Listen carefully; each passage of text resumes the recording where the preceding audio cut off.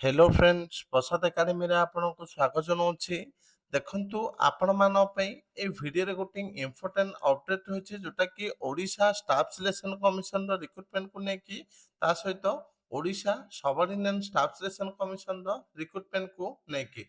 तो आपण मानकू ए वीडियो रे मु Odisha staff selection commission office रे जहाँ भी वैकेंसी अच्छी ता सहित ओ ट्रिपल एस रो ऑफिस रे भी जहाँ भी वैकेंसी रही ସେଇ ପଦବୀ ପୂରଣ କରିବା ପାଇଁ ଗୋଟେ ଇମ୍ପୋର୍ଟାଣ୍ଟ ଅପଡେଟ୍ ରହିଛି ସେଇଟା କହିବି। ତ ଚାଲନ୍ତୁ ଡିଟେଲରେ ଦେଖିବା। ତ ଡିଟେଲରେ ଦେଖିବା ପୂର୍ବରୁ ଆପଣମାନଙ୍କୁ ଗୋଟେ ଛୋଟିଆ ଇନଫର୍ମେସନ ଦେଇଦେଉଛି। ତ ଯେଉଁମାନେ ବି ଏସ୍ଆଇ ପାଇଁ ଅଫଲାଇନ୍ ମକ୍ ଟେଷ୍ଟ ଯୋଉଟା କି ହାର୍ଡ କପି ନବା ପାଇଁ ଚାହୁଁଛନ୍ତି କିମ୍ବା ହ୍ୱାଟ୍ସଆପରେ ପିଡିଏଫ୍ ନବା ପାଇଁ ଚାହୁଁଛନ୍ତି ତ ଆପଣମାନଙ୍କୁ ଏଠି କଣ୍ଟାକ୍ଟ ନମ୍ବର ଦିଆଯାଇଛି, କଣ୍ଟାକ୍ଟ କରିପାରିବେ।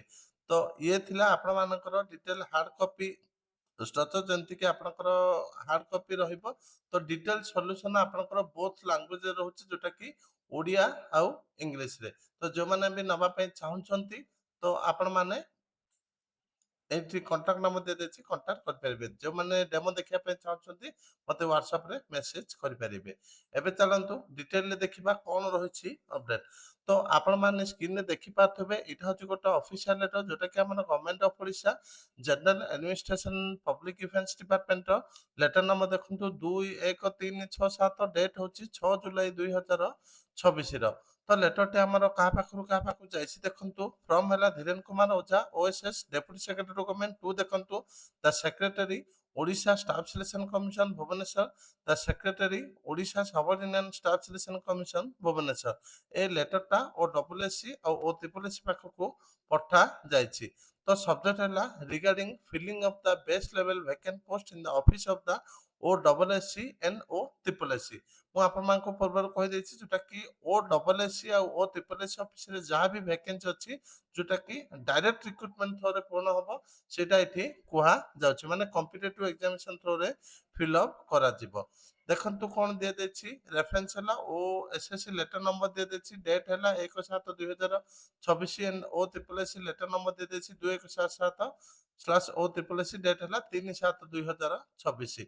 ତ ଏଠି ଦିଆଯାଇଛି in inviting a reference to letter on the subject cited above I am directed to request to furnish the required information in the prescribed formats and memorandum along with the detailed justification as required under finance department resolution number ଦିଆଯାଇଛି, date ହେଲା 5/8/2014 for placing the matter before the employer committee for filling of the best level vacant post in the office of OSSC and O triple SC। तो खूब शीघ्र O double S office और ओ triple S office जहाँ भी vacancy रही सेटा पूरण हवा पाई जाउछि। तो डिटेल कौन रहिबो प्रोसेस पूरण करिया पाई ता सहित केते दिन भितरे पूरण हबो तो डिटेल एठी लेखिया पे कहछि। देखंतु recruitment process timeline of completion recruitment rule कौन रहइबो सब एठी कुहा जायछि। बजेट केते माने केते टंका खर्च हबो सेटा भी कुहा जायछि। तो एठी टेबल भी दिया जायछि। देखंतु ए फॉर्मेट टाको फिल अप करके दबा पे कुहा जायछि। तो जनरल ले केते कोन पदवी रहिछि, वैकेंसी केते रहिछि, सेमती एससीबीसी ର କେତେ ରହିଛି, ଆପଣଙ୍କର ଏସଟି ଏସସି ସବୁର କେତେ ମାନେ କେତେ କାମ କରୁଛନ୍ତି, କେତେ ଖାଲି ଅଛି ସବୁ ଡିଟେଲରେ ମଗା ଯାଇଛି। ତ ଏତିକି ଇମ୍ପୋର୍ଟାଣ୍ଟ ଅପଡେଟ ଥିଲା ଏଇ ରିକ୍ରୁଟମେଣ୍ଟକୁ ନେଇକି। Thank you.